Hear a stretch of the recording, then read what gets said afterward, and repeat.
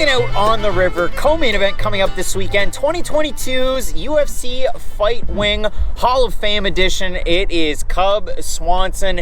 He's going to be taking on mean Hakeem Dawodu, the Canadian. As always, one half of your host duo, Craig Allen, Twitter and Instagram at Craig Allen FNP, or is it X? And why am I out here paddling on the lawn? Well, it's because when I did the Dawodu fight against Cub Swanson, the audio, it got crackly. And listen, I've got one of those big fuzzy socks over the mic, but things got a little bit weird. So listen, we're gonna paddle on the grass. We're gonna enjoy the sights, the sounds, maybe some airplanes, maybe there'll be some dogs or some cars.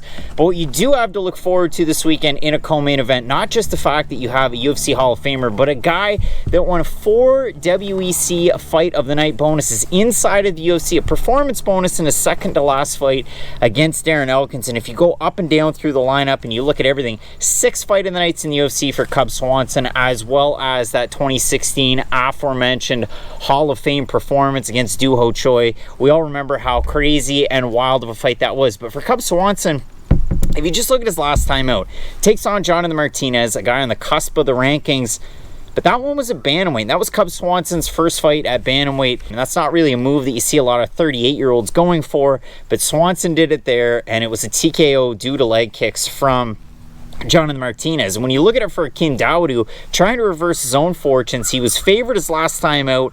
A pretty darn big favorite against Juicy J, Juliana. And for Hakeem Dawodu, it didn't really go all that well. First of all, came in at 149.5. You hate to see it, but for Dawodu, it was what it was, and he tended to slow down throughout the performance. So we'll have to see how the weight cut affects Dawodu in this one. If you go find him on Instagram, he's looking pretty darn yoked up. So we'll see how he makes out in this fight. But the other point to kind of talk about here, for Cub Swanson, we know his protege, it's Daniel Argueta, and Argueta's become somewhat of a big deal at 135 pounds.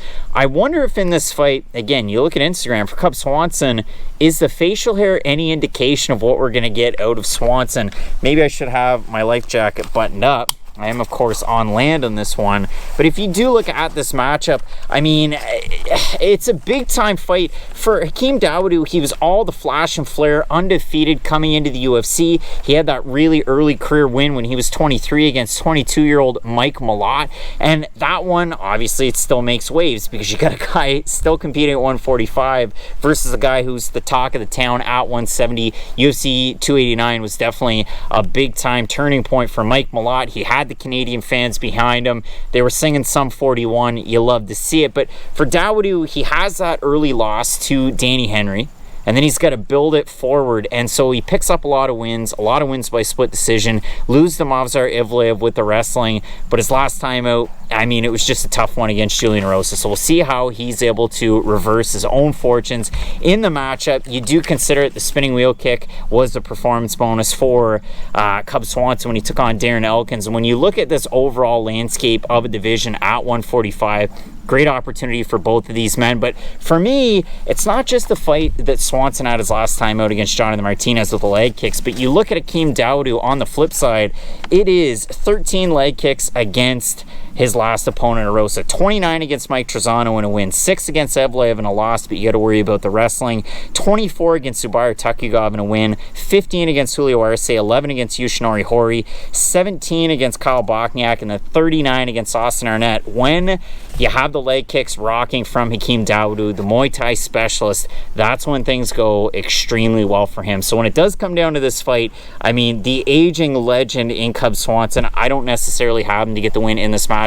I know Matt is in agreement on this one. Both of us going with the Canadian. Hakeem Dawodu, really interested to see who we have in the fight. Again, we're paddling on land this week because the audio, it just did not turn out. Hopefully you can appreciate that. The main event, though, we're back. We got our sea legs with us. We're in the water. You're going to want to check that one out. Keep it locked in with Fight Night Picks. We always say, let's get into it.